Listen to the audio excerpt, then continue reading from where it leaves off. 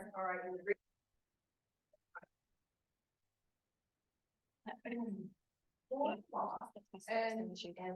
going to call the meeting of the Regional Transit Partnership together.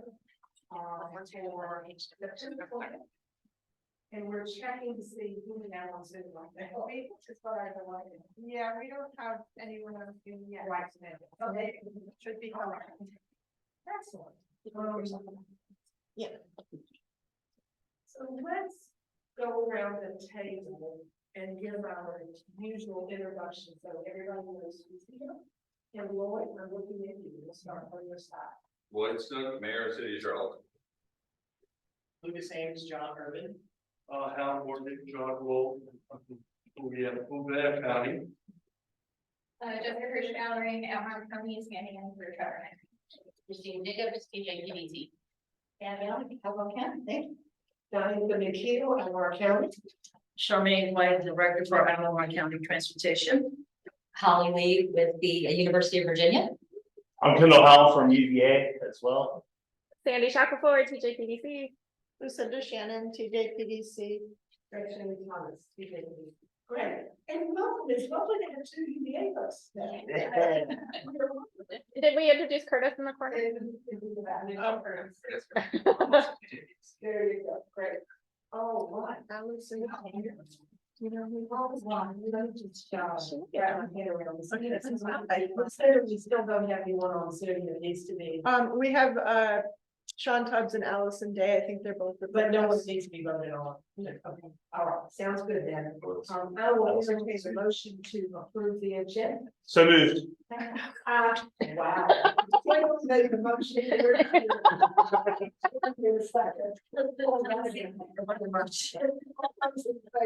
Say aye. In your comments, in your just okay. And yeah, you just walk in. Would you like to introduce yourself? I already know myself. No, Ted Rico is not. Right. We got Ben here. Ben just came in as well. Oh, yeah. All right. So, the next item is approval of the draft meeting minutes from August 24th. Ms. Miller from DRPT has joined the meeting on Zoom. And she is not, is she a voting member? Yes. Yes, she is. Okay. So she is a voting member. Welcome. So we would need to vote to allow her That's to. right. So we're glad you could join us today. Could you state your name and where you're zooming from and why you're zooming for us for the record? Audio hasn't. Yeah, you're connecting your audio. Katie, can you hear us? Can you hear us? You're muted. We can't hear you. Can you guys hear me okay? There you go. Now we can. All right, Katie, would you state where you're located and your reason for zooming, and then we'll vote to let you in. Richmond, Virginia, and the reason for zooming is I had to be in other meetings in Richmond today. So you're in Richmond, and we're getting another meeting. Yes. I've entertained a motion to approve Katie to join our meeting. Second. So Ann second the motion and Brian second. We all combine. Brian, you're here. All those in favor, please say aye. Any opposed? All right. Now, I think we do have most folks here, so we'll go on to our approval of our meeting minutes from August the 24th. I can give you a couple of minutes if you need them, but everybody has any. I gotta find it. That was the day I thought, but now I can't make it. Or I did write it. Right, whether I was here or not, it's Johnson. Give it to the motion to approve draft meeting minutes for August 24th. I move for approval of the meeting minutes for August 24th. 24th. Second. And then Kendall is a second. All right, all those in favor of the, please say aye. Aye. Any opposed? Any abstentions? I abstain, I was not here. Well, Lloyd was not here, so he's abstaining. All right, so I think now we have an agenda and we have our minutes. Our minutes. Lucinda, do we have anyone from the public to speak? If there's anybody in the audience who would like to speak. And also online, if you would like to speak, please raise your hand at the bottom of your screen. There should be a raise hand symbol if you'd like to speak. I don't see anyone. No, I don't see anyone. All right, with that then, we're gonna move on to item 3 on our agenda, the Who's Driver Training Program, and I see Kendall is ready. Allison Day and Lee Holly. Holly Lee. Holly Lee. Oh, we need to change that. Allison has COVID, and so she's joining us via Okay, Zoom. so Allison is not joining us anyway, and then Holly.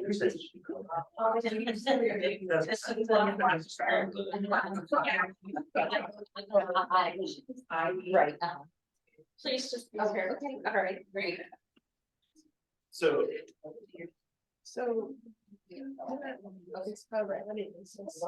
all right, guys. Understand. You know me by now, but this is Holly Lee. She's the leader of UVA's Pipelines and Pathways program. And she's doing a lot of great things. The way I describe Holly is, quote, she is a force of nature. And you'll see what I mean by that. But she's gonna go ahead and get us started, and then I'm gonna filter in a second. I'll talk about this. Well, thank you all. As Kendall mentioned, my name is Holly Lee, and I'm with the University of Virginia Pipelines and Pathways program. And that is a new initiative of President Ryan to help individuals residing in underserved communities in the Charlottesville region gain access to employment at the University of Virginia. So that includes both the medical center and the academic division.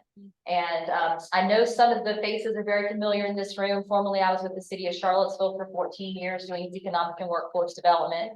So definitely missed that work, but very happy to be able to continue some of it at the University of Virginia. So this might look familiar, Anne. I saw you nod your head. So you know about Go Driver from the past. So today we're going to talk about Who's Driving, which is the first paid training program that has come out of Pipelines and Pathways. Just so you all know, we did a soft launch in January of this year, and we did our formal launch in May. So we're relatively new, but we have 400 participants. And again, those individuals typically have barriers to employment. But once those barriers are addressed, then we can get them into roles like bus drivers. So just wanted to start off quickly with what the big achievement was with Who's Driving. And so that is that we were able to fill 12 vacancies. And that is for full-time benefited bus driver positions. So 9 of them with the University Transit Service and 3 of them with Charlottesville Area Transit. So we'll talk a little bit more about that partnership, but you can see the quote from Kendall, our expert on transportation and transit in the area. So at a time when so many transportation agencies, transit agencies are continuing to reduce service, UTS is actually geared up to increase its service. So very excited to be able to help them. And we have also, in addition to the Who's Driving training program, we've placed 5 additional people at UTS for a total of 14 with them. So next slide, please. So how do we do it? So it's truly a partnership among 3 primary partners. So we have Pipelines and Pathways. We were kind of the coordinator, bringing all the little pieces together. Of course, we had University Transit Service, and Charlottesville Area Transit was a huge player in this. So they provided our space and helped with all of the training due to their experience with having partnered in the past on our Go Driver training program. Some similar elements there. The premise of the program is to identify individuals in our community, recruit them for these roles, hire and then train them. So training is paid. So from the first day of training, they are a full-time benefited employee receiving money to actually be in class and get their Class B CDL permit.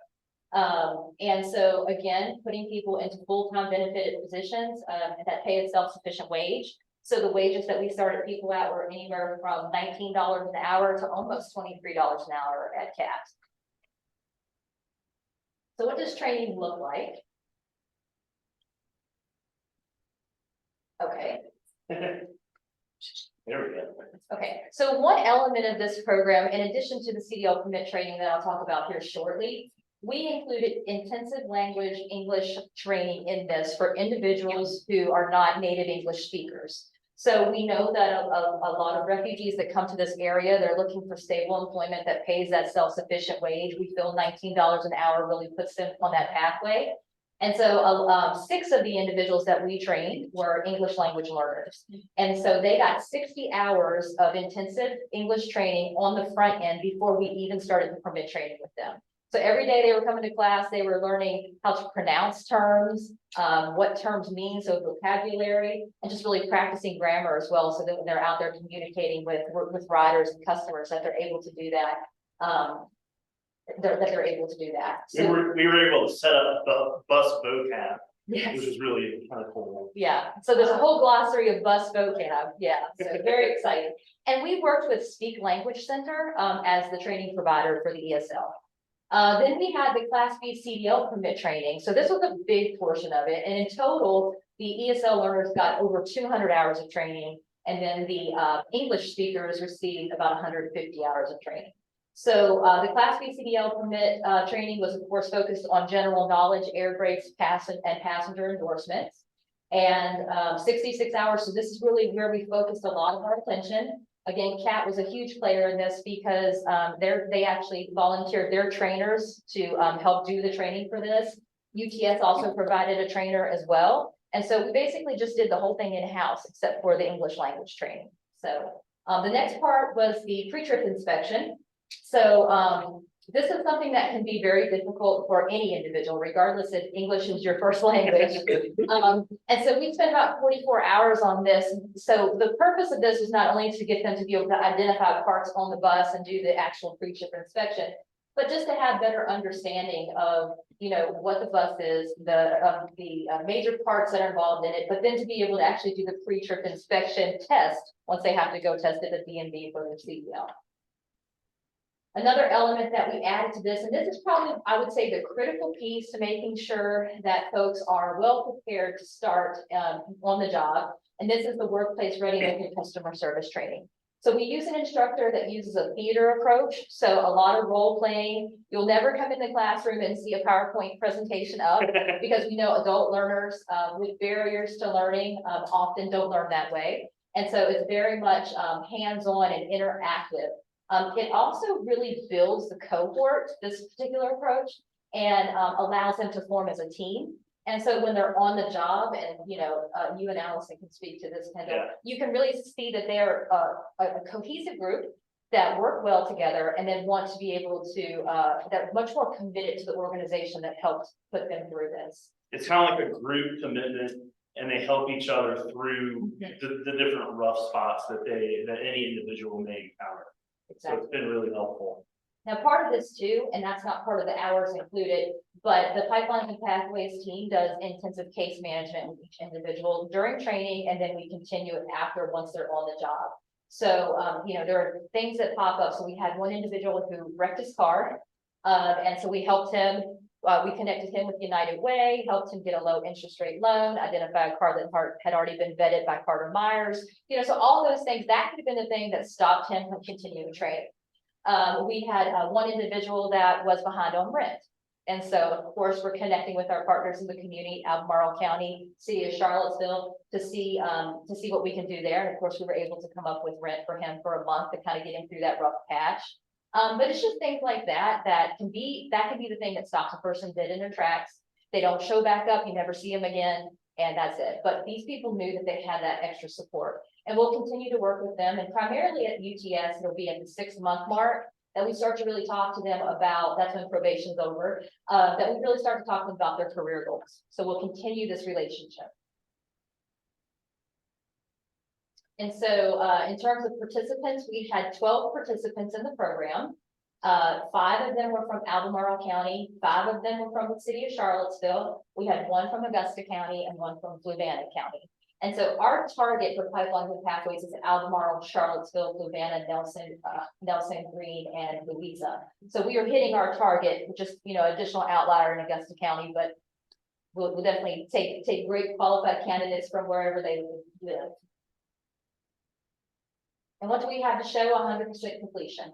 So the 12 people who started finished. and they're all on the job. We have 2 of those who have already tested at the DMV, and they have their permanent CDL, Class B CDLs, and they're already driving their own route. We have 1 individual, and Kendall's going to talk about him, that it just took a little bit longer. And so they actually started him in a car, training him driving in a car. He is from the Congo, and so driving is very different there. And so we started him in a smaller vehicle, and he has now worked his way up to the bus. So, you know, it's individuals who, again, have barriers, and it's really just working with them where they are to customize their experience in a way that makes them successful. So with that, I'm going to hand it over to Kendall. One moment, please. I'm really impressed with the flexibility. Yeah, that's a huge part of this. Yeah.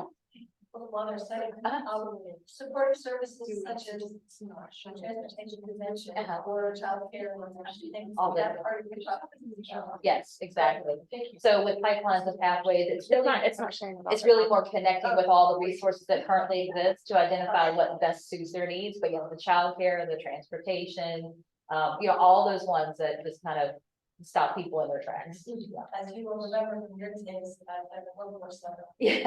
It literally took a few years to get that ministry. And that's just. Yeah. Yeah. That's how stubborn it is. So, one question, and I know other people have some questions too, but I'm a little confused. The thing provided where did the English language training take place, or who provided? So it actually took place at Charlottesville Area Transit. So they gave up their beautiful facility for 6 weeks. Garland, I still owe you big for that one, because it's just so accessible, that location. But Speak Language Center, their instructors actually came into that space and provided the training. And we had worked with them on the front end months in advance to develop the curriculum for that training. So we used a focus on grammar workbook that's at a level 2 English, but then also kind of progressed ups for individuals who are at higher levels. But that was done at CAT. And you still have that? Yes, you do. And Is that your curriculum? so no, it's not, and I'm happy to share with anybody. And the thing is, we're actually using this same like model and that curriculum for other jobs at the university. So, you know, the English learning, it might be a different glossary, but you know, it's going to be the same principle. Sure. Yes. All right. I know there are questions. We were sort of taking advantage of them. Yeah. Part 2. Okay, this is my man Joseph. I'm gonna read his quote. Love this guy. I had the incredible opportunity to be part of the Who's Driving training program. While many others began their training with buses, my journey started with smaller cars. During that first month, I wholeheartedly embraced the challenge, determined to acquire different skills. I never gave up, diligently following every technique and tactic my instructor shared. Today, I'm proud to drive a bus, and with each passing day, my skills continue to improve. I hold on to the hope that in the future, I will emerge as a seasoned and professional bus driver. So he goes by Joseph. He put in about 3 weeks of training in a car. There was a lot of ground to cover in terms of understanding traffic patterns. He still kind of struggles with acceleration and deceleration lanes, but otherwise he's doing really well. And he's great. He will text me sometimes just to say, hi, Holly, I hope you're well. Thank you for, and you know, just God bless you. And, you know, things like that. It's just very sweet to work with someone who's so appreciative. Yeah, he's awesome. Yeah. Buckle up, here comes the video.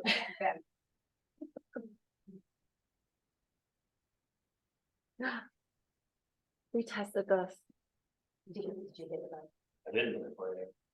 How do I hit it for you? That's the time. You got it. Oh, here we go. The Who's Driving program is life-changing. These students come to us and they don't have a clear path. All they know is they want to work and they want to work hard and take care of their families. And this program gives them all the resources they need to succeed. Who's Driving is the first training program that has come out of pipelines and pathways, and it is designed to help individuals get hired and trained to become a bus driver for either University Transit Service or Charlottesville Area Transit. here at the Roots program, they pay us to be here. The nice thing about this is that individuals are, on the first day of training, a paid full-time benefit employee. Training time, they'll pay for you, and usually you have no worries for rent, for the bills coming back. Individuals can focus on learning their skill while they're getting paid and still being able to take care of their family and everything else that they need. Pipelines and Pathways is here to make sure that every student and employee has all of the advantages and resources that they need to be supported throughout their entire career journey at UVA. They support you. Individuals who are not native English speakers have also had the opportunity to take 60 hours of intensive English language training focused on grammar, pronunciation, and really learning vocabulary and terminology related to commercial bus driving. I have learned to read English language before starting my senior class, and it was very important for me. They also get workplace readiness and customer service training, so that's a huge aspect of this program because it is essential that individuals know how to treat riders when they're on the bus. We learned here how to be good communication with the passengers. Our graduations are very unique and they are pure celebration. These students have come very far in a very short time, and it is all about them sharing their journey with the community. I think here, very thankful for the opportunity to have the country, which grows not easy for help.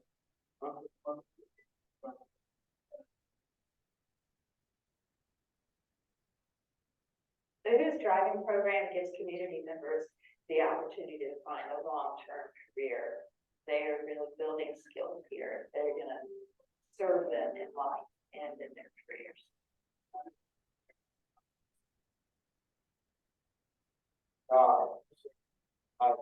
This career means a lot to me and my family in the future. A program like Who's Driving can be life-changing for participants. It can help them start a new career, support their family, and better serve the Charlottesville community. Yeah, I'm gonna be great.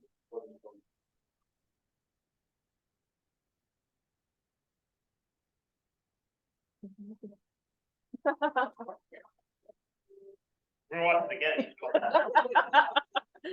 Okay, so lessons learned. First, let me say, Mumtaz is feeling so good about himself that he actually has one more button on his shirt. He's looking great. I also want to say that I may be older than my face makes me look, even with this scruffy beard. That graduation day was the best day I've ever had at work.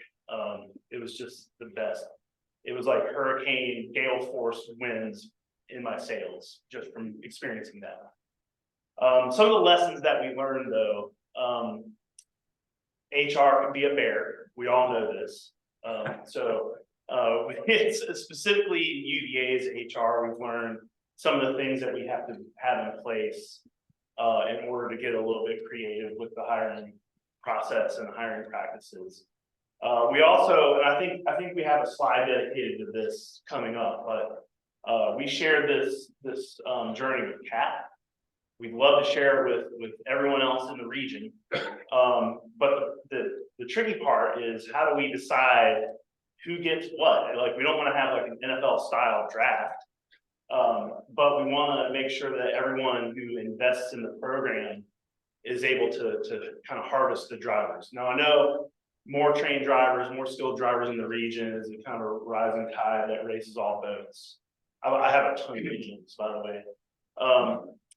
But we want to make sure that everyone gets what they need and we can all work together to raise our staffing.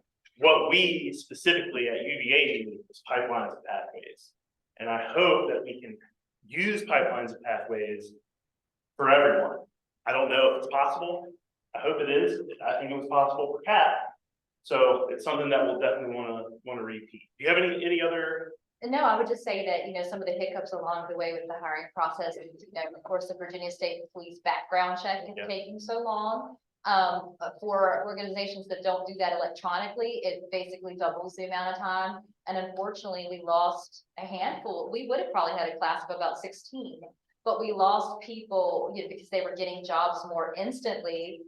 Just going to, you know, like Marshall's or, you know, Chick-fil-A, you know, and rather than waiting for the true career opportunity, it was more, you know, it's easier just to take that low hanging fruit. So, you know, those kind of things we learn, you know, and again, trying to figure out how everybody, there's a fair distribution of candidates That's across right. the partners. Yeah. Distribution, Yeah, yeah. yeah. So what we really learned is how to properly recruit for a program like this. And so we hit it hard. Holly and her team, our team, the CAT team, we went out in the field. We ran radio ads. We had a TV and YouTube commercial. The thing that I think we would do differently next time is we would start earlier, so that when we got to the summer, we had everything all nipped and tucked and ready. But otherwise, I think don't mess with what worked the first time. And I think that this was a huge success in terms of the recruiting, which has been a struggle for all of us. The interesting thing about this was that it was new candidates that were unearthed. It wasn't like the same kind of pool of folks that, you know, UTS and Transit see on a regular basis. These were people that just kind of had never really thought about it and then saw this opportunity like, well, if I'm going to get trained, I think I might be able to do it. And so it was new people. Yeah. Yeah. We've been working to elevate the concept of a trained, skilled driver into the same kind of conversation as a trades provider. And so that our advertising campaign kind of built on that concept. And so people who maybe didn't think that driving was as honorable or as lucrative a career choice had their eyes open. And similarly, people who thought maybe I can't do that because I'm not a good driver or whatever else, you know, had those barriers removed in some ways. So it was really about access. The whole ad campaign was about access and making sure the right people saw or heard our message.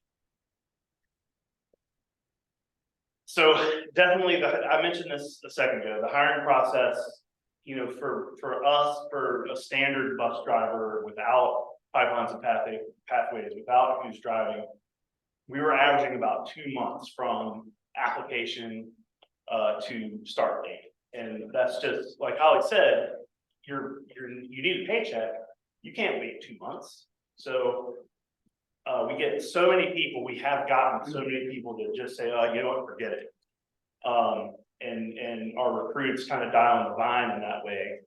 So trying to remove those obstacles or shorten that wait time is definitely something that we're continuing to work on with Pipelines and Pathways help. So we kind of mentioned this, who's driving 2.0. Holly and I have been talking with our friends and family. And we want to do this, we want to make it kind of an annual thing. But we need to start earlier. We need to probably start mid-March. And we want to include not just CAT, but everyone else, JAUNT, school bus, etc. And so I guess stay tuned for an organization meeting later this fall. And that's kind of where we'll restart for Who's Driving 2.0. Now, it's your turn. Hit us with questions. Questions, I'm sure people have some questions. Okay, so what was your vetting process? So of course we have minimum qualifications for individuals who want to be bus drivers. So things as high school diploma on UTS is in. Luckily, CAP does not have that, so that was a big bonus for us because this test is on a 7th grade reading level, and so you don't necessarily need to have a high school diploma in order to sit and successfully pass the test. I will also say we were looking for, you know, the driving record, so their points balance.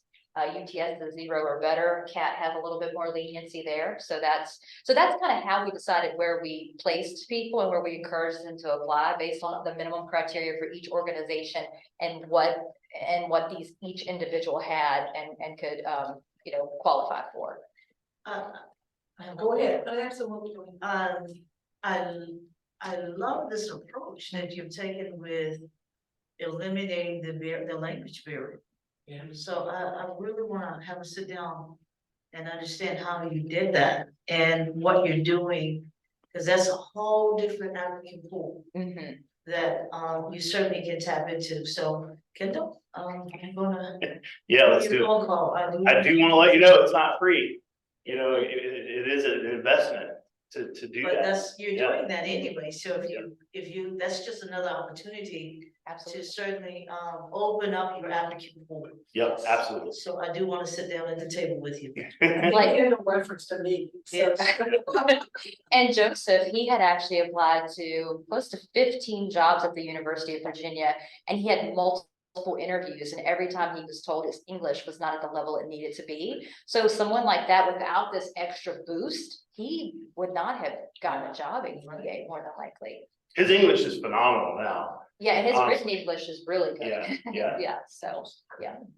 Has the rest of UVA HR seen the benefit of perhaps helping people with their English skills? Because I keep hearing that there are all these jobs waiting for applicants. And rather than saying, go away, you don't speak well enough, perhaps here's a class you can start tomorrow to help with that. Yeah, so it's funny that you mentioned that, because I was just in a meeting with the medical center side in particular. They seem very interested in this idea of having ESL learners go into entry level positions and then have a pathway to work themselves up into direct healthcare. And so they had heard about the 60 hours of training, and they want to fund a pilot for us to place people into possibly supply specialist positions. Yeah. And then even after a person finishes our training and starts on the job, they would allow them to dedicate 10 of their 40-hour work week to continued English language learning, because they're that committed to it. That's great. So, you know, they heard about it and they're like, well, this seems like it could be a good approach to get new people in the door. And, you know, we're already spending so much money in turnover and losing people and shortages. And so, yes, there is interest. And it does occur to me, and I'm not sure how this, maybe this is a lack of diplomacy. Having said that, I know that in Albemarle High School, Albemarle County certainly already has adult English language offerings. Might be something that we could tie that, you know, maybe we could marry somehow or another that program with what you all, Yeah, no, it's. I think a lot of what Pipelines and Pathways does is connect the dots for people. Right. So they're not left to connect them on their own. And you know, I think you guys spend a lot of time on that very thing. Like, oh, you need this, I know how to help with this, yeah. And so just having, I think all of our HR services should be providing this. I mean, honestly, we're just trying to be the change right now. And so Holly is UVA's HR approach. The Pipelines and Pathways program is UVA's approach to making that change, I think. Great, other questions? Now, I have two questions. First of all, where the initial funding come from to pay for the first, 200 hours of training? Out of our budget. So, So it we, wasn't, and we yeah. pay, so through the president's office, that's how we're funded. We pay for the speak language training and then also the workplace readiness and customer service out of our budget. And then UTS and CAT paid the actual wages to allow the people to get paid while they were learning. Cool. Second question is, did you have any women applicants? We did. We had quite a few, and surprisingly, those were the ones that we lost because the process was so long. And so that's something interesting that I was starting to look at, because pretty much every person we lost because they couldn't wait was a female. right, childcare. It could be, or just immediacy, you know, I have to have. to feed a family. Yes, Yeah. yes, right, Interesting. it was, and so, That's yeah. a really interesting data. Yeah, it'd be interesting. 3 of those were CAT. Those women, Yeah. we'll find out. Yeah, So we have some stuff, we have some nuance to add into things, and I think the childcare angle is definitely part of it. No, sorry. Yeah. This is a great program. I'm kind of curious though, I mean, you invest in English training, getting a CDL. What prevents them in 6 months, go try the product?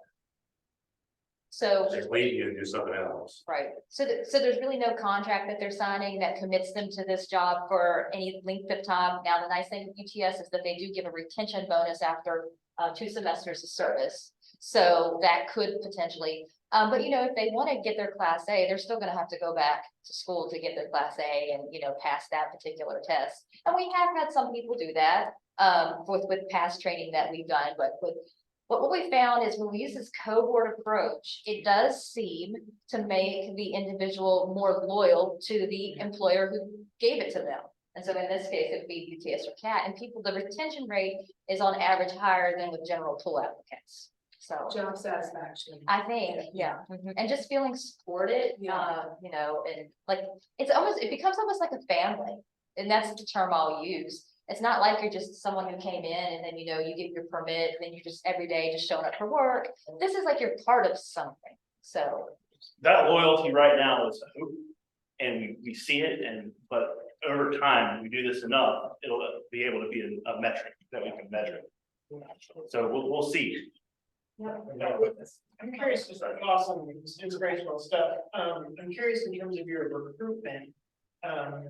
Did you recruit as heavily in the more rural areas? It sounds like you're targeting largely the planning district commission, and just who showed up happened to be Charlottesville, and Albemarle, or do you need to do extra efforts in those rural areas to get people coming in next time for the next round? I'm just thinking in terms of increasing housing costs and the urban ring and things like that. You may find great pools in the rural areas. I'm gonna say 8.5 to answer your question. We definitely need to do more outside of the city limits. I think next time we go to advertise, the net can always be cast wider, right? So I think that's kind of one of the things on our to-do list. Sorry to jump in. No, I agree 100%, and that's one of our goals with pipelines and pathways overall is to broaden our reach outside of Albemarle. So the reason that we've seen so much participation from these areas is because that's probably where my personal connections are the strongest, having been in this area for quite a few years. But that was enough to get us started. It's not enough to sustain us over time. So we do know that the next time we have a pop-up event, we're going to try to be out in Greene County, or we're going to try to be in Fluvanna, or someplace where there are plenty of applicants who would maybe want to work in a job like this. Yeah. It does blend with our service area at JAUNT too, so if we end up being a part of this, there might be ways that we can help. We're already in those areas, bringing ways of it. Maybe you may us do things like that. That would be great. Yeah. It's tough right now. Pipelines and pathways is 4 people.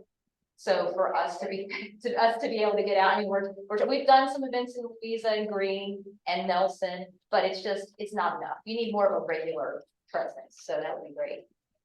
Yeah, it's really like you. So you have your 200 hours of upfront training. Darla, does that include your standard training too, or do you add on to that? I can't really set that. Yeah, I don't think it. Okay. 200 hours, then you're a regular bus driver recruit. Yeah, pretty much. Oh, okay. Yep. Other comments, questions? Yeah, I just think this is brilliant because it's one thing to talk about.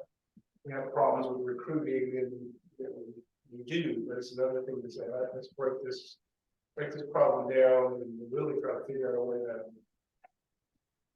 almost go out and shake the bushes and shake the trees, and there are people who want to do that. So I realized that one reason this has worked is because of you, weighing in, that President Ryan has emphasized that I do hope the university will just, not quit, because I think that this is just shows. I know this has been a lot of work, but on the other hand, y'all stood this up in less than a year, I guess. And so it's remarkable. Yeah, we had our first call in February, I think. Yeah, February. Yeah, so I think we talk a lot about partnerships and we talk a lot about working together. And to me, this is really a really great example of what actually can come on. So thank you both, and you both as well. I can only claim 0% of the credit. I have to push all of it off on Allison, who's with us via Zoom, and especially this lady right here. Again, force of nature. It's really fun working with Holly. And I would like to say, just after the fact, once they're on the job, things will pop up with these individuals. They have, a pattern of, of a history of issues.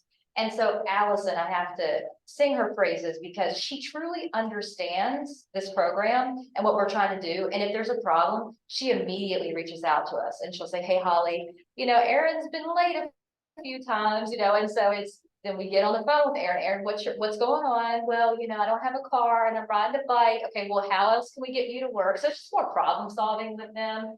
But unless the employer is like really willing to work with us in that manner, I mean, you could potentially lose somebody once they're on the job. But if they're willing to, you know, continue to keep that connection going, then I think we can be successful in retaining. If Allison is on Zoom, I want to make sure that she doesn't want to add something to the conversation. She does. Okay. Oh, there she is. I literally just raised my hand as you asked that question. So great timing there. No, Kendall, Holly, thank you for covering this presentation as I'm out sick. I was really sad that I didn't get to be there with you guys today.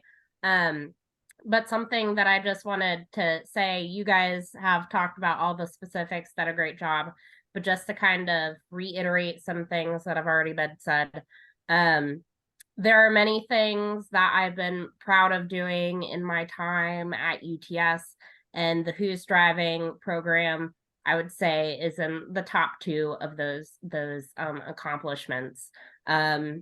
Because not just because it's an accomplishment for us as a workplace, but because it provides something to the greater good, which is what UVA says it's about.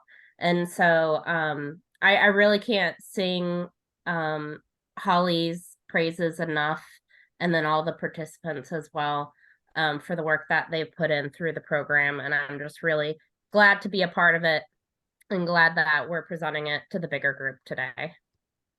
Thank you for joining us by Zoom, and thank you for this great presentation. Before we start. Oh, yeah. I do want to say, wonderful team that is put together. I mean, she's taking the Go Driver program that was at the city. Reworked it and put it in a nice neat package so we can actually continue to do this. We've had success with the other program, but now the huge program. But I want to give a special shout out to our training. Yes. They did such a phenomenal job. I mean, that's 6 weeks of every single day they were there, training with this team, and they didn't let them fall. So that's outstanding. Yes. And we'll continue to try to do this for at least once a year. So from the viewpoint of the Regional Transit Partnership and TJPDC, if there's any way we can help facilitate, or, I mean, because you all talked about a meeting and getting the right people around the table. So we certainly would like to make that happen if we could. I'm sure our name's interested. So just, if you can, certainly, if you do it on your own, that's fine, but if you need our help. That's how the RTP exists, right? For things like this. Right, that's exactly right. We don't need to throw it out. Yeah, thank you guys. Thank you And very much. you can't sing their praises enough. Having to deal with the language barrier like that every day. I mean, just being a trainer is tough enough. Yeah, the training team just did a wonderful job. Yeah. I can't stress it A enough. great example of how thinking out of the box and not just keep doing the same thing you've always done. Yeah. To do something different. It was, that's great. Yeah, that's great. Thank you. Thank you guys. all. Thank you.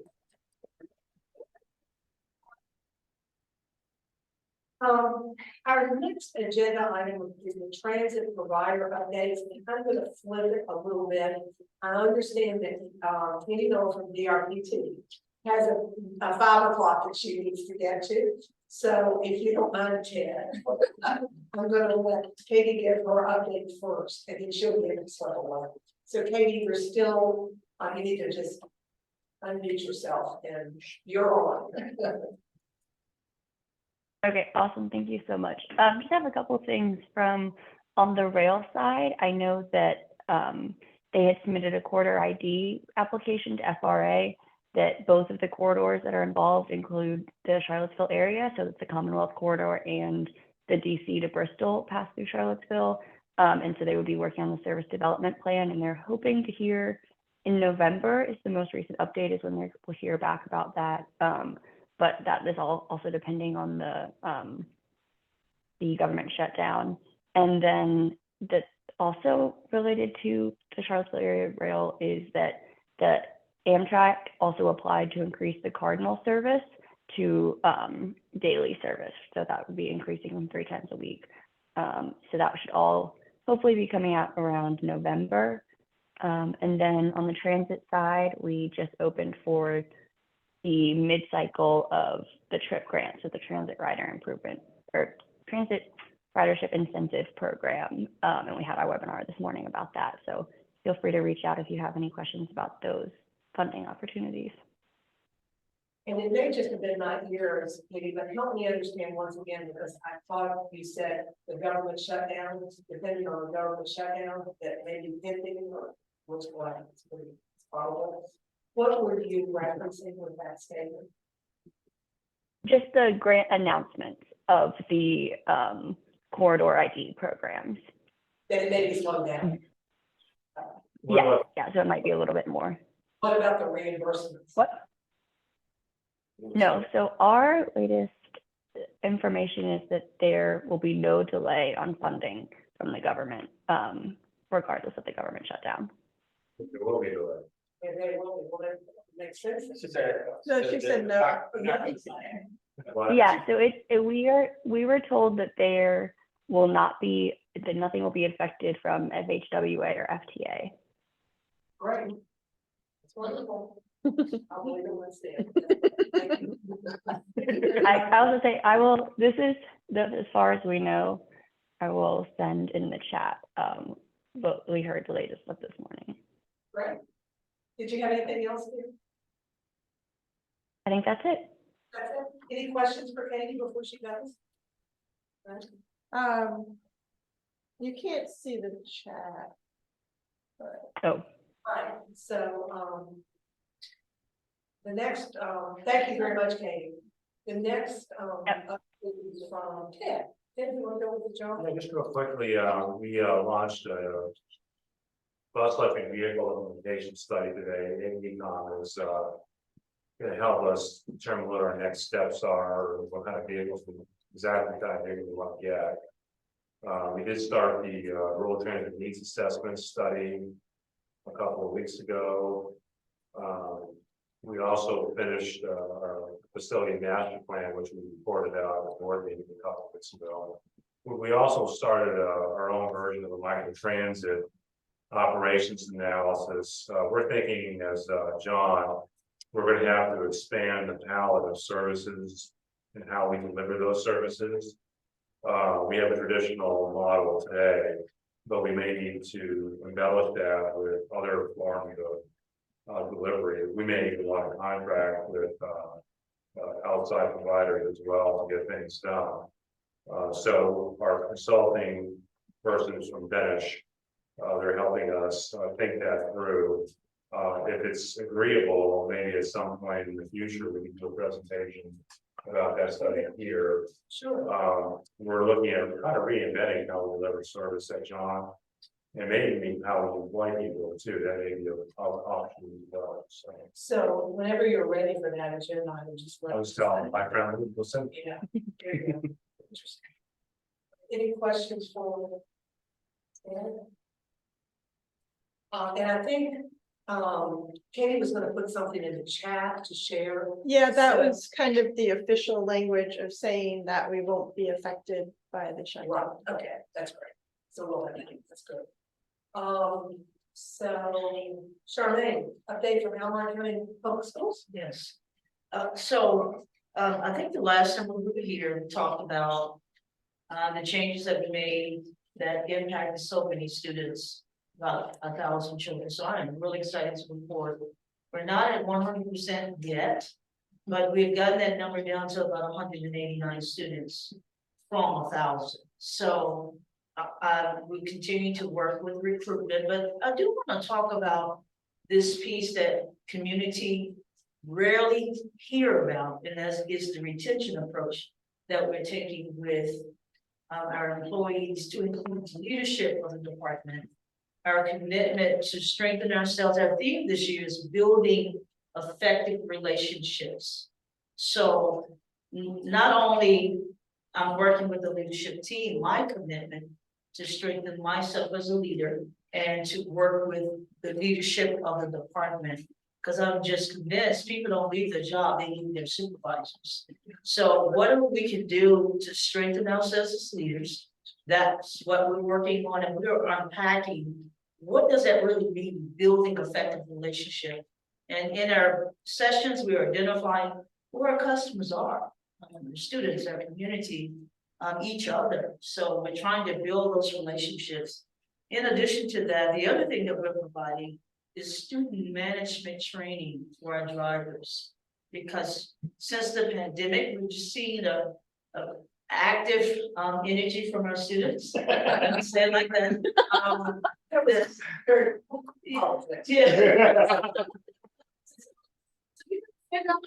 Our youngsters on the bus. I mean, it's 2 moving classrooms behind your head. So what are the teachers doing in the classroom? There is a curriculum that the schools use. It's called responsive classroom. So what we're doing is trying to adopt that language. We call it responsive school bus. What is it that they're doing in the classroom to communicate with their students? So that's some of the internal things that you don't necessarily hear about that's happening in our transportation department. So we're trying to strengthen ourselves internally. So as we bring people in, that they'll stay, because indeed, Garland, I want it to be a great place to work. So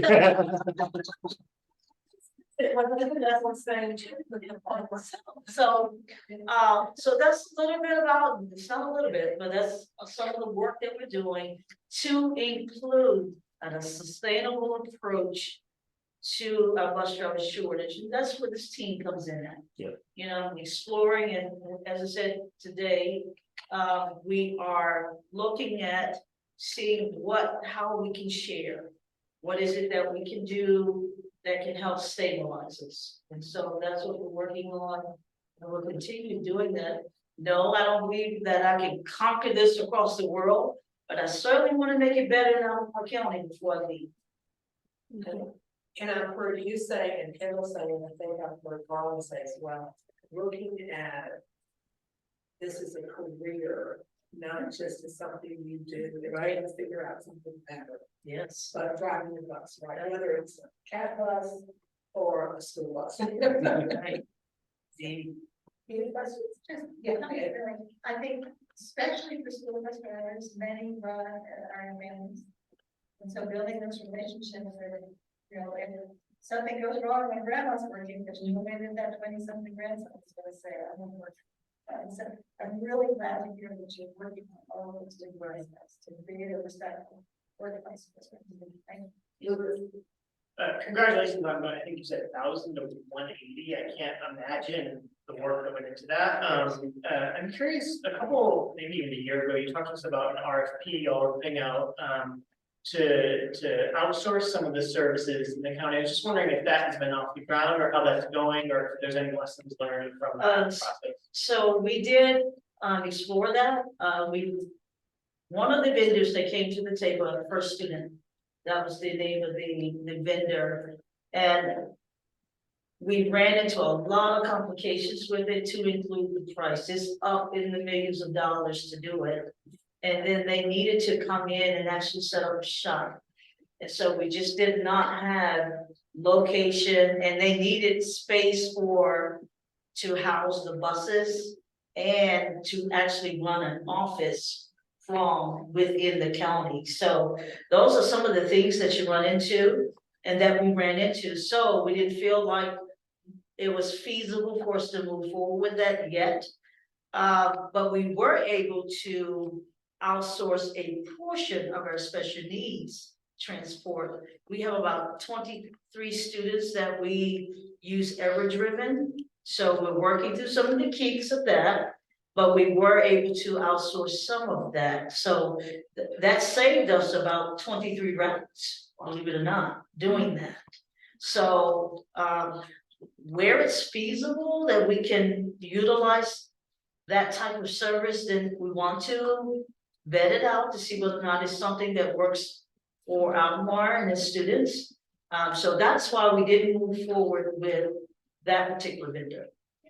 And Charmaine, I think some of those routes were routes outside of the county, weren't they? Yes, we had a route that went all the way to Richmond. Right. Just one student, Right. that we needed to transport to and from Richmond. So outsourcing in that case. That's not unusual. But I'm just saying outsourcing in those kinds of things. It's, Yeah. It's faith on, we had to take a student down. To We both go. Yeah, We pass each other on time. yeah. Maybe Different- purple. Well, that's different. Different time. Charlotte. I'm coming out. I'm coming up with there from there. But yeah, so. We actually had a meeting today. Yeah, me this morning, I was people transfer. It's ready. And we're working on something. And we have things we're working on. So, Charmaine, are you, is that it?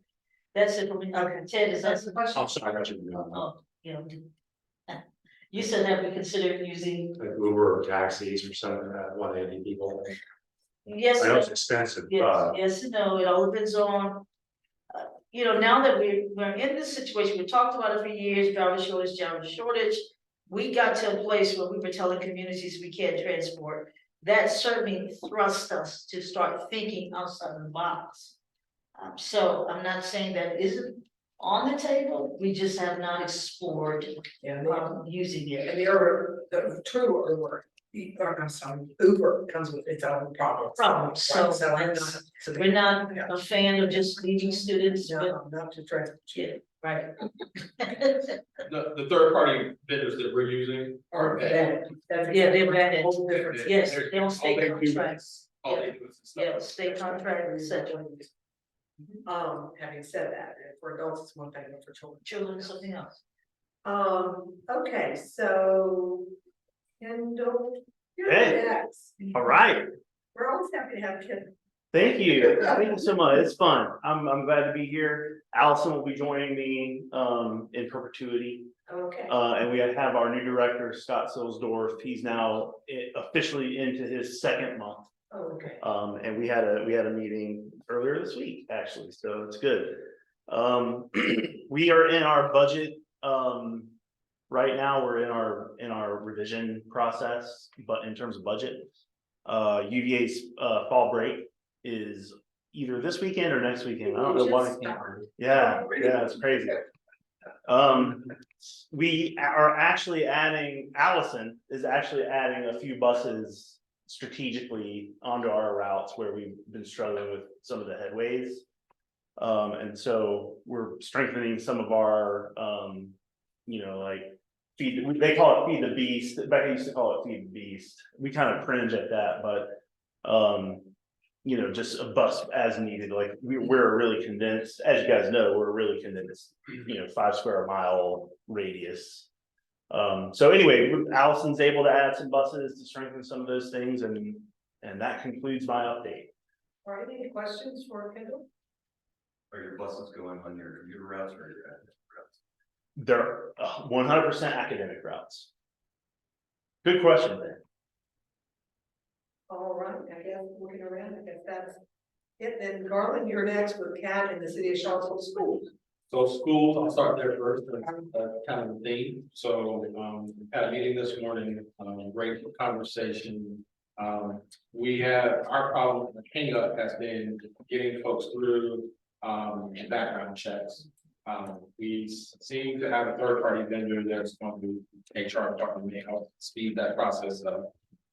Hopefully that model between 7 to 10 days.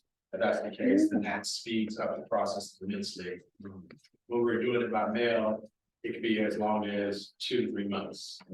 Before you get the information back. Which is just mind blowing, but that's how it's happening. We had the electronic process though, it was 3 to 4 days.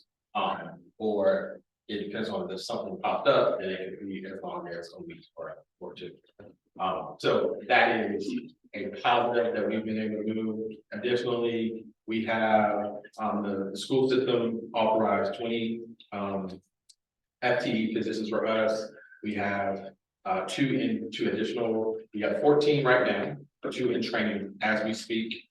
And we have 7 new candidates that we are vetting their background as we speak.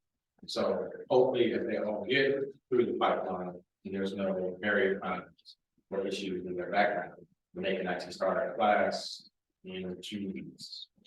And part of the discussion this morning was Albemarle County schools, we were looking at how to work together more on getting those employees. Since you found a way to cut through that. So delighted. So that was a great conversation. So on the CAT side, that actually is a benefit. So as soon as we can get pupil stabilized, we can actually refocus our energy and get more public drivers in the pipeline. We have really been concentrating our efforts making sure that we got the school system, the operators that they need first. The goal there is we need an additional 12 drivers. We have 5 that are being vetted right now. So that leaves us about 7 that we need. That's what I believe any advertiser that's just word of mouth. As soon as we're able to do commercials, I'm pretty sure we'll be able to staff it up. Additionally, we're going to be starting our process with the we have a union that's been authorized, the ATU unit. We're going to start our negotiations with them in the next couple of weeks. So we'll see what happens. And would you just chat a minute with this group about students using CAT to go to school? So I have 2 things. So students using CAT in the city, we have sometimes as low as elementary school students riding parent, upper elementary riding with a parent or with a group, 5th, 6th graders riding CAT bus public. Sometimes no chaperone or with the parent. We've had 0 incidents whatsoever. Our CAT buses have 11 cameras on them. There's no angles on there that can't be seen. There's no blind spots. And if there ever was an incident, our police response time from the city and from Albemarle County have been less than 10 minutes. No matter where we are in the city, so it's been outstanding on both sides. So if there's apprehension on parents about letting kids ride CAT buses, now we're not checking who they are because it's a public bus, but we can see exactly where they are on the bus at all times. And we've had 0 incidents, and it's been working out really well. Actually, so our Route 9, they've actually goes to one of our schools. It's pretty full. So we had a smaller bus. We actually had flipped out, which was a 20 passenger. It's packed every single day. And we've actually had to make use a larger bus to accommodate people, not just students, but also the general public. So it's been well received. And then the big thing is we've been working with Albemarle County to get their microtransit project up and you made a presentation to the board of supervisors last week. Yeah. Last week. So we're targeting October 30th as our launch date for the new service. Hopefully about a week before that, we'll do a soft launch, and so we can start the testing. And then the goal there is to continue to monitor that and then see if we can bring any enhancements on the project or work through, well, there already made one enhancement. Because the original proposal was to keep, if you were in the Pantops area, you'd be able to just go to the Pantops area. But he was able to use the existing vehicles that they proposed and being able to go between the 2. So the 29 corridor, as long as you go at either one of those, you'll be able to access both, which is a wonderful enhancement, just already on the shoot. And I would imagine this group would like to see a presentation about this at some point.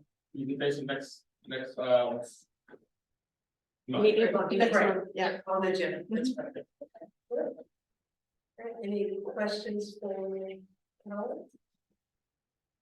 All right. Jeff, did I hear everything? That concludes our provider updates. We'll move to staff updates. So Sadie, you're on first with NPO. Yeah, so just some really high level updates for you all. We completed our first public phase of public engagement. So I'm pleased to, well, I'm a little disappointed because we ended up being able to identify that we were in front of or had communication with 599 people as part of. So I was a little sad we didn't hit the 600 mark.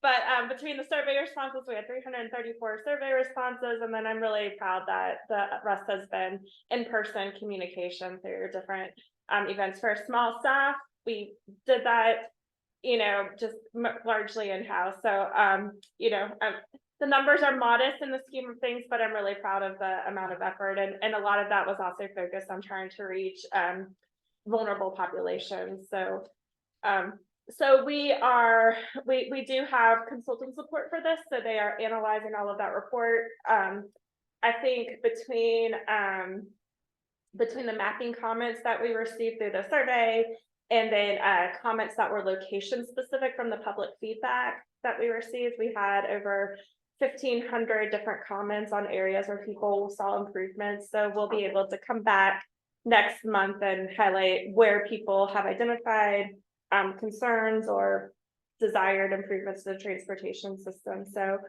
really pleased for that. So there's probably going to be a lot of things that are happening really quickly related to this. Our next step is to start talking about how we identify the transportation system needs and then matching those against projects. But this is all going to start coming together very quickly into actual project prioritization.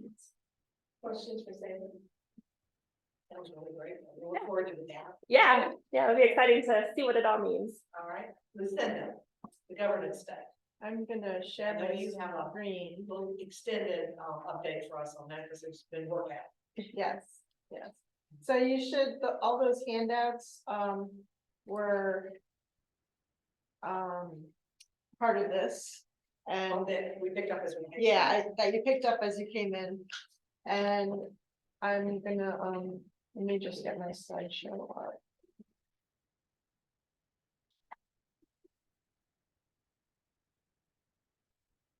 Okay, so we had a steering committee meeting last week, and we'll be having our final steering committee meeting in November. And in the steering committee, we talked about governance strategies and also revenue strategies. So the governance study is looking at if we had an entity making decisions, regional transit decisions around transit planning, what would that look like? So we're in the 6th phase of looking at governance options. The memo that you received in the handouts that are here tonight was memo number 3 of revenue generation. And that will become part of the final report. And then the next, we're kind of in stage 7 of stakeholder engagement as well. So for board memberships, these are some of the things that we talked about. It's an abbreviated presentation of what happened at the steering committee. For board membership, there's a lot of different factors, because when we spoke with the jurisdictions individually, everybody was like, how will I get my fair share? How are we going to get enough say to represent our jurisdiction and what we're contributing? So there are different ways to do that, and that's some of the stuff that we discussed more in depth in the meeting. We could look at revenue hours or revenue miles. We could look at amount of funding put into into the agency or local funding support. We also, thought about what this agency would do. And one of the things would be preparing a plan, a regional transit plan, like the vision plan, and then working together on prioritizing projects, having agreements and contracts to work with the current service providers to make sure that those goals and objectives are met. So these are some of the things that the agency would be doing. And then also they'd be accountable for the additional revenue that they would be bringing in and managing. So we had, some indicators of accountability, and we talked about having like a technical advisory committee of staff and having some set decision-making criteria. So that could be another way that jurisdictions are making sure that they're getting their fair share. And then, maybe a finance, committee and having some oversight on the finances. So then we talked about the revenue. So this is the current state of the transit funding. And you can see, a lot comes from federal and state funds. The federal doesn't usually pay more than 50% for services. This is only for service, like operating revenue, not capital. And so that larger amount in JAUNT's share was from COVID relief funds, so that won't stay like that in the future. So the vision plan had cost estimates of how much it would cost to provide the services in the vision plan, and we had the constrained and the unconstrained. That would include all of the services that we currently have and build onto that. So the total cost you can see for the constrained is 35 million, and we anticipate that about 6.5 million would come from federal contributions, and the state contribution would be about 9.7 million. And then that would be public assistance, which would be jurisdictions, 16 million. And then there's a deficit of 18, almost 19 million that this agency would look to be bringing in additional funds to support those services. And then you can see the unconstrained with the state. The way that the funding is set up is that you will get more funding for more rides. So the higher your ridership is, the more funding you can bring into the community to support those services. So the funding options that we discussed, and there was a whole complicated way that we came up to these funding options. I'm not going to go into all the details now, but we did consider a lot of different options, and there are 2 slides of the options that we looked at that made the final cut. And we worked with looking at how other transit agencies fund their services, and that was kind of the basis of where we started from. So, and with these funding options, the sales tax is the only one that needs legislative approval to move forward with. We would need to get permission from the state to enact the sales tax increase. So I'm not going to go through all of these, but you can see in your packet the slides that we provided kind of a description and advantage and challenges of the different types of options. So there's general funds expenditures, which we currently have from the jurisdictions. We have the sales tax, the transit occupancy or lodging tax, personal property tax, regional supplemental fuels tax, and a real estate tax.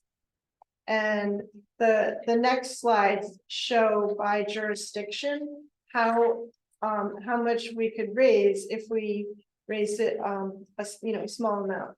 So, and we spoke with each of the jurisdictions on these and got some feedback on what would be acceptable and what wouldn't, and what they thought that the community was willing to accept if we were to raise one of these taxes.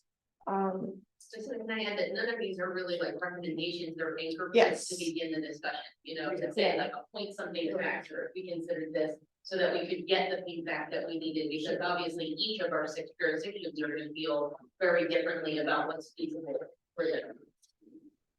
Yeah, so yes, yeah. that's the phase that we're in now, is just kind of talking with the jurisdictions about which options would work best for them, if any. And so do you want me to go through each of the jurisdictions? Okay, I didn't think so either. I just didn't want to rush their notes. So steps. yep. So now we're going to do another round of one-on-one meetings with the jurisdictions to discuss more about the governance structure and making decisions around how that funding would be spent, and continue to explore and define what funding options would work for our area and the jurisdictions. we'll finalize the development of some governance options, kind of like this is what it could look like, a couple different options. And then, kind of work with the jurisdictions again, like, you know, does this work? And then develop our final report, we have one more memo, phase 4 memo, and then the final report, and make some recommendations. Just timeline, I know the next meeting for the group, governance group is November. When are you expecting the final report to come out?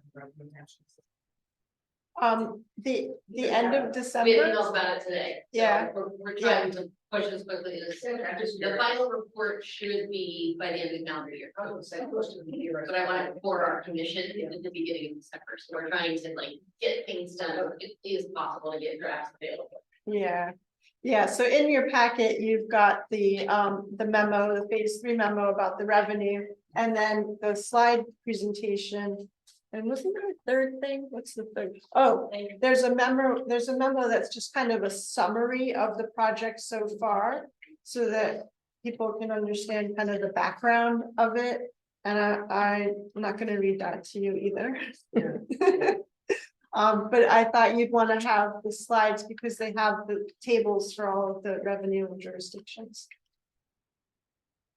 Great, thank you. Any questions for Lisa? Going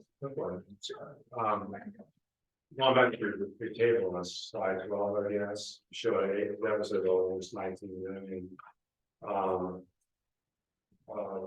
You're not including what the locals already contributed. This is before local contribution. The public assistance line is the local contribution. The state and federal combined, it does not. Okay, So. thank you. So that is not, UTS in here too? UTS is not in here. This is just this, so this is actually the service model, so it's not broken down by provider. It does include UTS. It's just what the services would cost that are in the vision plan. We've got some money. Yeah. Do you have $18 million? So no, we don't. I'm sure if there's tax involved, there's probably rather have the tax pay for it. But there is some general revenue. Yes. Already, so the reach isn't as high Right. as you might otherwise think, right? Yeah, that's a really good. So point. that's. Yeah. And in the one-on-one discussions with the jurisdictions, that is one of the topics that we're going over is maintaining versus replacing the current level of local support. You know, like whether they would continue to pay out of their general fund, whether they would increase the amount from their general fund, or whether additional tax revenue could replace some of the pressure on the general fund. That's part of the discussion. Yeah, well, I'll guess where that's gonna go. And we send out polls for those meetings, so Yes. if you have it in your inbox, respond back so we can get those scheduled. But even 18 million isn't too bad because the tax revenue is more than that. Yeah. So that's kind of encouraging. Yeah. All right, any other?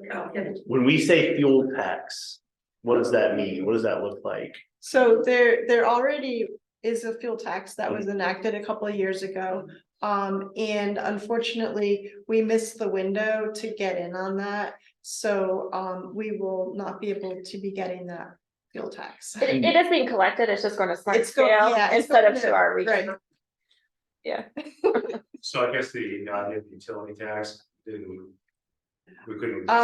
The consultants didn't look at it, so. If we're going electric, that's where the money's gonna be. Yeah. And that's a good point to bring up in the discussion, that, Well, we didn't include the service providers in the steering committee. but I'm just saying it's a good point. Yes, yeah, definitely. Hydrogen tax. I do have an update on mobility management. Okay, go right ahead. So mobility management, I've been meeting bi-weekly with Java. We're working on getting startup of the program ready. We hope to have our 800 number and start taking calls on January 1st. We'll be providing services. We have created a data system to collect the data. We're gonna be doing some practice runs starting in October. And because Java gets calls anyways for transit, so they'll like put those into the data system and see how it works. I've been meeting with community partners and helping kind of with coordination and working behind the scenes on supporting some agencies that are providing transportation services, like some really small ones. So JAUNT has offered to donate a vehicle. We have? Yes. Okay, good.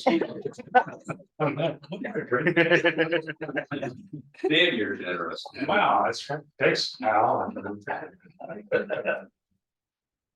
Yeah, so we're moving along with that. Oh, we also are looking at doing a branding study to kind of come up with a name, because nobody knows what mobility management is. So we want to come up with a name that will mean something to the people who are using it. So we're going to do some focus groups and include them in deciding what the name and the logo should look like. So we've been looking for funding to support that. And we have applied for some grants too, because we had a deficit in the budget. We weren't fully funded. So we're also looking, we applied for a grant to meet those needs. I think one thing that's important to add, only because we've gotten a lot of questions about it, is managing expectations in this first startup year. You know, I think a lot of people are assuming that this meeting will now have some gap service that's being provided, whereas this year is really about helping people navigate through the existing transit system and collecting data on where we're not meeting needs of people in our community. It can eventually then build into programs like the one at RRRC that has volunteer driver programs, or, you know, there's other things to then meet those gap needs or work with our transit agencies. But I think while I'm really excited, and I think this is going to be a really important program, I want to make sure folks don't expect in this first year that all of a sudden we're connecting everybody that makes a phone call with a ride immediately. Okay. Any other questions for Lucinda on this or any other comments? Then I'll move us to other business. I don't have any other business for us. I don't know if anyone, Garland says you got. I do. We have a TSP that's going on. So we're at the point where we're in chapter 3. We're doing the analysis. We're looking at all the routes and things. We kind of segregated. We're not trying to start all over. We've done a lot of analysis and studies already.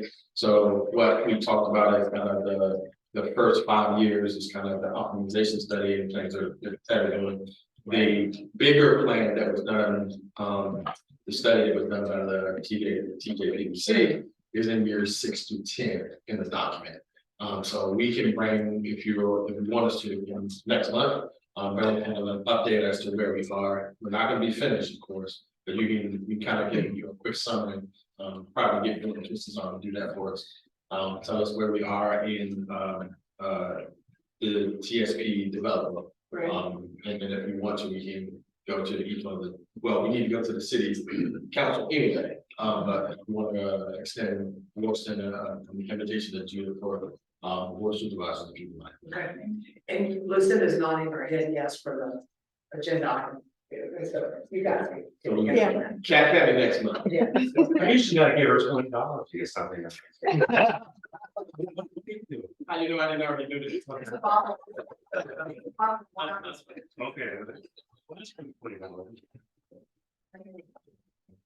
How do you think we got John's fan?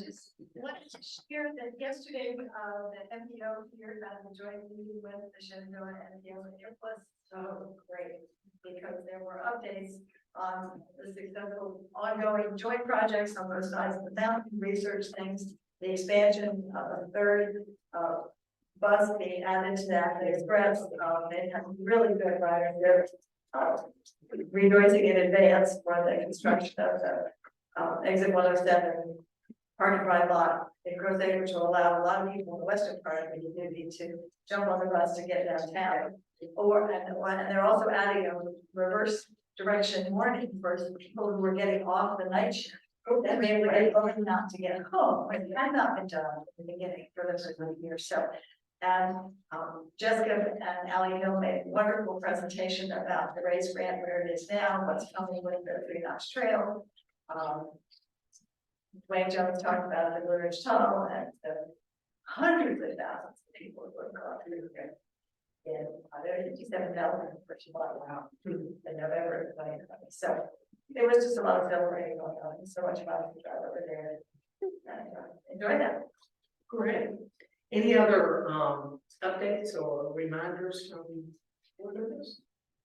Well, I know you all are gonna be really disappointed.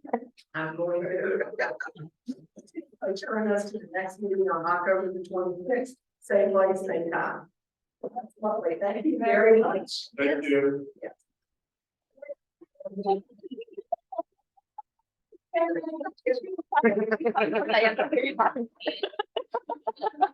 The meeting in general. Yes. So can we talk about Monday?